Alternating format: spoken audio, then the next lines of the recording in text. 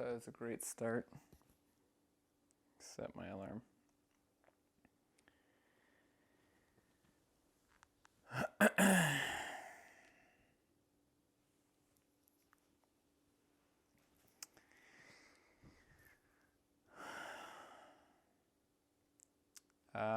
Calling the YouTube channel Mirror Talks. Basically, is that straight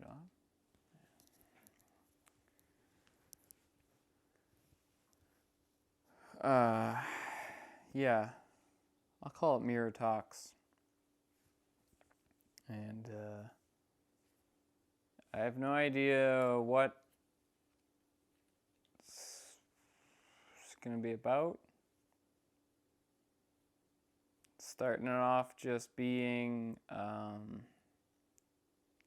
30-ish minute uncut videos of me sitting here. Doesn't sound entertaining at all, but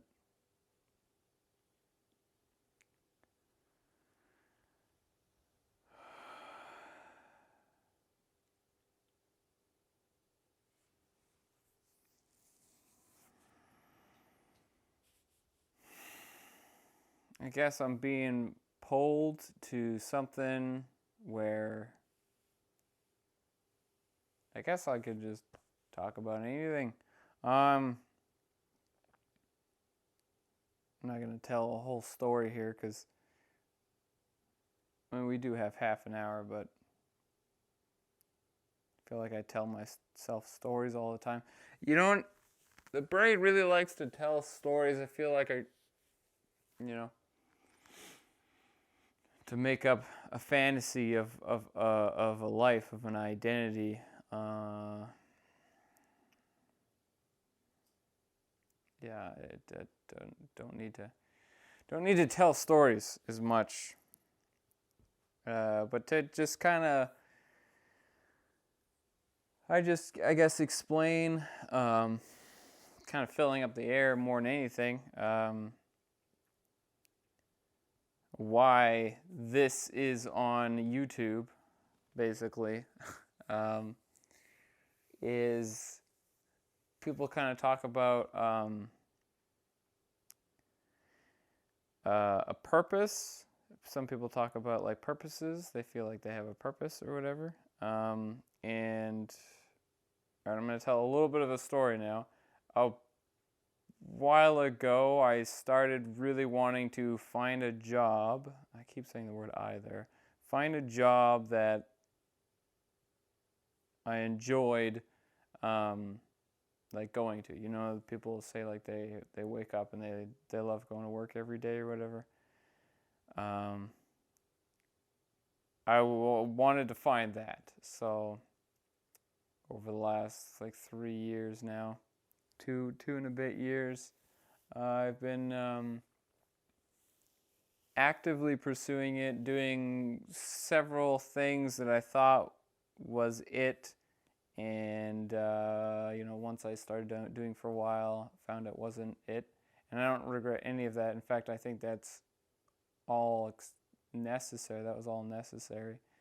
Going to try to not get into too much of a story. So with that explained, I've also read some books. One that stands out that's very, very good book, The Power of Now by Eckhart Tolle. It's a great book. I haven't even finished it yet. I purposely haven't finished it. I mean, like, I've got like a chapter left, like maybe like 40 pages left or something. I don't know. But a really good book that constantly thoughts come up about it or whatever. And in other references I've heard, and basically there's kind of like maybe a thing that pulls people, going back to like the whole like idea of a purpose or whatever. there's something that pulls at every person. Saying a lot. And you want to go outside? Cat's at the door. It's freezing out there. It's snowing. All right, I'm going to open the door. Give me one moment. I ain't pausing it because it'll fill up half an hour.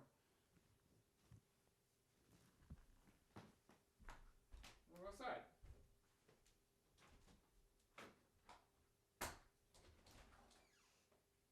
It's snowing. What did you think? I told you it was snowing.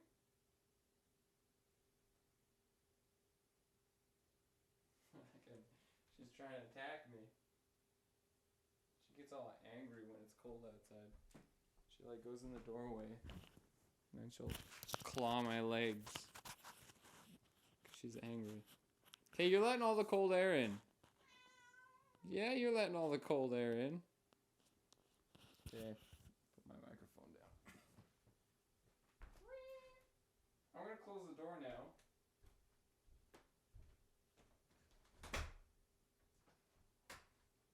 Okay, I'm walking by you. Please don't swat me. Alright, sorry about that.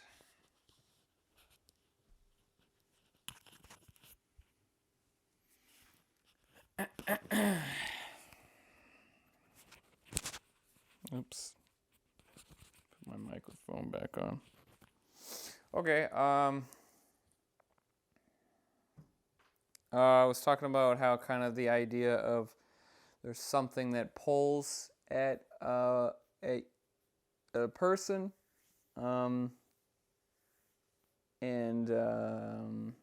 maybe like these are all just ideas I've heard from other places or read or something like that. But I also kind of I have experienced them or felt them somewhat myself. Is that possible? Like at a young age, you usually have the pull a lot stronger, and they'll probably be at a point where you want to like act upon it or something. I don't know. This is just whatever, me rambling.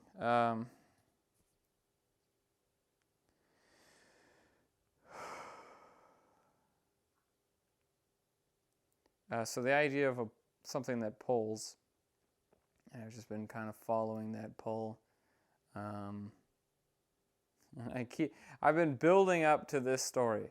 It's a thing that happened at a grocery store, and I use it as a reference point because it's quite.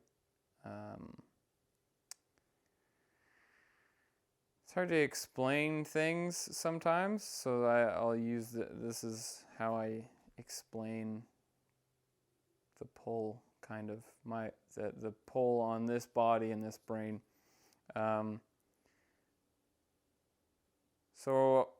I'm at a grocery store, and I'm going to go buy some coconut water, and while I'm there, I decide that I'll pick up some cereal as well.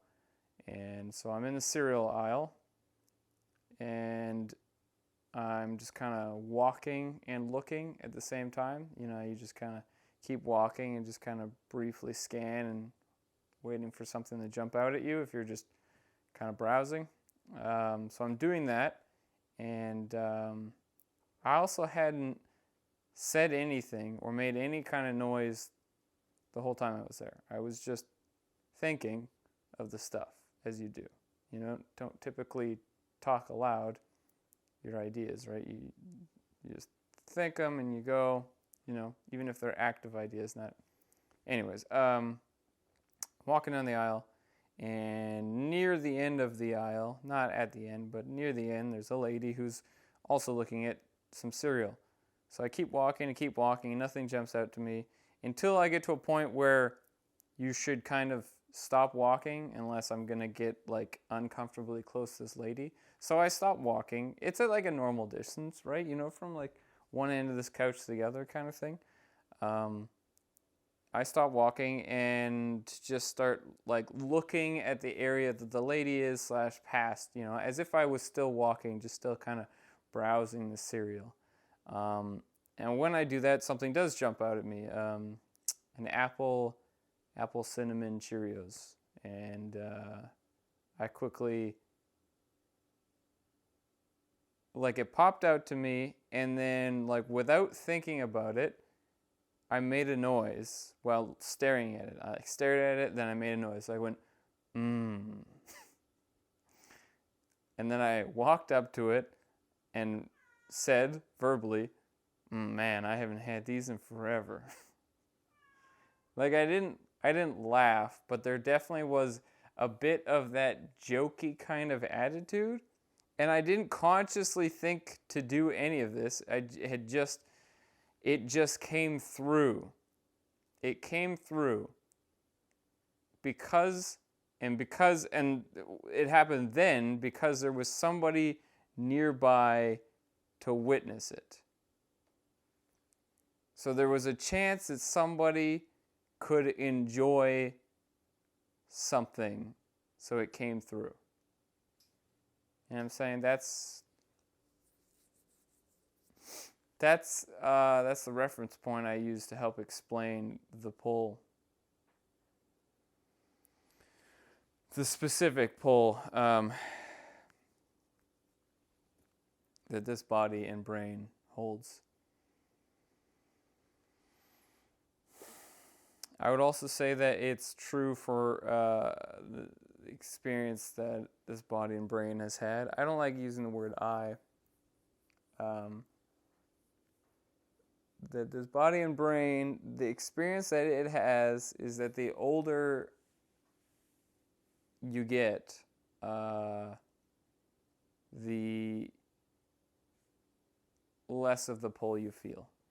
And I guess you could kind of just like equate it to what people call dreams. When they're young, they have dreams, and then when they get older, they give up on their dreams and, like kind of distract themselves in ways and stop caring about it or whatever. I would definitely say that even in this journey of the last couple of years of like actively trying to pursue this pull, or I was really trying to find the pull more than anything, I guess, because being in your later 20s and not feeling it as much. Like, I remember when a kid, I remember feeling this kind of pull. I'm going to go into a story again quickly, but I'll try to make it as quick as possible. A kid in high school, and he goes to drama class. As he goes to other classes, he'd gone to sewing and band and shop class, basically every kind of class you have in high school. Oh my God, my cat. I don't think you can hear her much, honestly. You can't go outside. I opened the door like 5 minutes ago. It's cold out there. Yeah. She does this thing where she meows upwards. Come here. Sit down. So this kid in high school, and he goes to like basically all classes, as a lot of kids will do, to try new stuff out, because I guess, it's a good time in life to try things out. And he really enjoyed drama class. The kind of stuff he enjoyed was whenever they would play games where it would be, okay, most of the students are sitting in chairs on one half of the room, and then maybe 1 to like 5 students are on the other side of the room, and they're playing games. But the games they're kind of like, they're acting games, I guess, pretending games. So like, for example, one of them would be, okay, you're having a house party, say person 1, you're having a house party, and pretend there's nothing really much there. There's maybe a couple of chairs, maybe a little table or something. So there's a lot of pretending. It's like you're having a house party, and other people are going to come in to your party and they're all going to be playing a certain character. You have to guess what character they are, and then the other people make up that character. So it starts off, it's just the one guy. He starts playing pretend. He's, or girl or whatever.